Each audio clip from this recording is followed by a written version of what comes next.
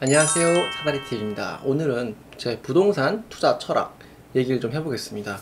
제가 투자를 한 8년 정도 했으니까 어느 정도 책도 많이 읽고 경험도 쌓이다 보니까 어느 정도 철학이 생겼어요. 그 철학을 여러분들한테 공유를 하고자 합니다. 첫 번째는 시장은 100% 예측할 수가 없습니다. 어떤 전문가들은 마치 자기 말이 다 맞을 것처럼 얘기를 해요.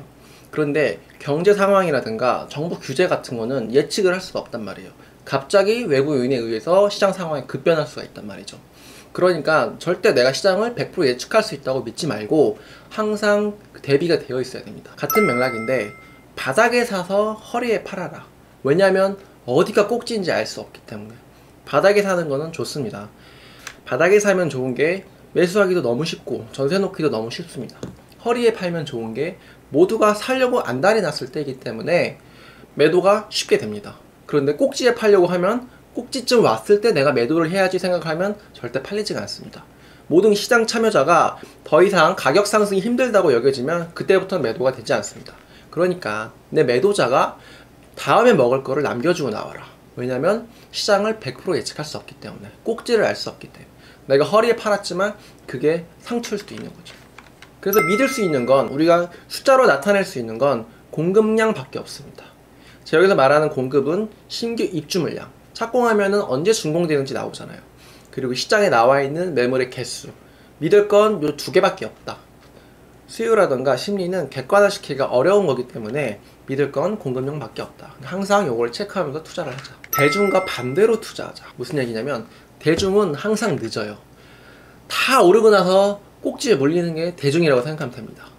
우리가 생각하는 대중은 부동산에 관심 없는 사람들이 매수를 하기 시작하면 그때가 어느 정도 꼭지점에 다다랐다라고 생각을 해야 돼요. 공인중개사라든가 전문가도 저는 대중에 속한다고 봅니다. 항상 이렇게 언론에 오른다 라고 얘기에 도배될 때는 공인중개사한테 물어보면 시장은 계속 상승할 겁니다 이렇게 얘기를 합니다. 그러니까 대중과는 항상 반대로 투자하자. 매수 수요를 결정하는 게 있어서 매우 중요한 게 대중 심리입니다. 대중 심리도 항상 모니터링을 해야 됩니다. 부동산 커뮤니티라든가 부동산 톡방, 그리고 가족, 주변 지인들의 생각을 한번 염탐해 보세요.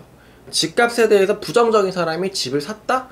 어느 정도 꼭지가 왔구나 라고 생각을 해야 되고, 정말 모두가 사고 싶어 하지 않을 때 그때 용감하게 사는 그런 투자자가 돼야 됩니다. 그리고 편견 없이 자기 철학을 갖고 투자를 해야 됩니다. 우리가 보통 부동산 투자라면 아파트나 분양권 투자만 생각하는데 오피스텔, 빌라, 다가구, 상가, 토지 이런 것도 다 부동산에 포함이 됩니다. 상가는 안 올라, 오피스텔은 안 올라, 토지는 별로야, 이런 편견을 깨고 나만의 철학을 가지고 나만의 인사이트를 가지고 투자하셨으면 좋겠습니다. 그러려면 자기만의 생각하는 시간을 가져야 돼요.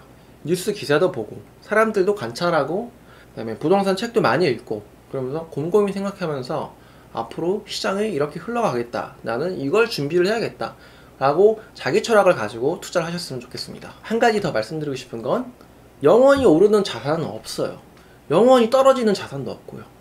아파트, 강남 아파트도 서브프라임 때 30%씩 빠졌고요. 오피스텔도 2배씩 올랐어요. 그러니까 뭐는 뭐뭐야 라고 딱 편견을 정해버리고 투자하지 않으셨으면 좋겠다는 얘기입니다. 호재에 투자하지 마시고 수요 공급만을 보고 투자를 하셔라. 믿을 거는 수요 공급밖에 없습니다. 호재에 투자해서 사람들이 투자자가 일시적으로 몰립니다. 그때 거품이 발생합니다. 우르르 몰려가면서 투자하는 거는 전혀 좋지 않고요. 오히려 이때가 매도 기회라고 봐야 됩니다. 호재가 만약에 착공이 되었더라도 바뀔 수도 있는 거예요.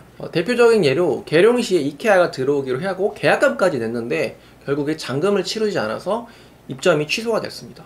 호재에 투자하지 말고 수요와 공급에 투자해야 됩니다. 오히려 호재가 있을 때 매도를 생각하시길 바랍니다. 우위를 점령하고 투자하자. 무슨 얘기냐면 아무도 사지 않을 때 투자하면 정말 우위를 가지고 내가 매물을 골라가면서 투자할 수 있어요. 내 매물이 반짝반짝 빛이 납니다. 왜냐하면 아무도 투자하는 사람이 없기 때문에 내 전세 매물밖에 없어요. 그러니까 전세도 바로바로 나가고. 제가 대전시 여성구 궁동에 건물을 투자를 했는데 투자했던 이유는 더 이상 토지 공급이 불가능한 지형을 가지고 있었어요. 뒤에는 산이 있고 앞에는 강이 흐르고 있어요. 아, 여기는 더 이상 땅이 생기긴 어렵다. 요거는 경제적 혜자가 분명하다. 요런 우위를 가지고 투자하자는 얘기입니다. 저는 투자하기 전부터 매도를 생각하면서 투자를 합니다. 부동산은 황금성이 생명이에요. 내가 팔고 싶을 때 팔리는 부동산이 좋은 부동산이에요. 당연히 입지도 중요하죠. 입지가 좋은 부동산이 황금성이 좋은 부동산이기도 하거든요. 어찌됐건 내가 투자를 하기 전부터 누가 내 물건을 사줄 것인가에 대해서 생각을 해보고 투자하기 전부터 매도 계획을 다 짜놓고 들어가라는 얘기예요. 왜냐면은 부동산은 황금성이 떨어지기 때문에 위기가 왔을 때 한 번에 무너질 수가 있습니다. 그러니까 급할 때 매도를 하면 팔리는 물건을 사야 됩니다. 네, 오늘 제가 주저리 부동산 투자 철학을 얘기를 해봤습니다. 내용이 좀 뜬구름 잡는 얘기일 수도 있어요. 하지만 제가 오랫동안 투자를 하면서 얻은 몇 가지 경험을 녹여낸 문장들이기 때문에 구독자 여러분들도 명심하고 투자하셨으면 좋겠습니다. 오늘 내용 여기까지고 내용이 유익하셨다면 구독, 좋아요 부탁드립니다. 감사합니다.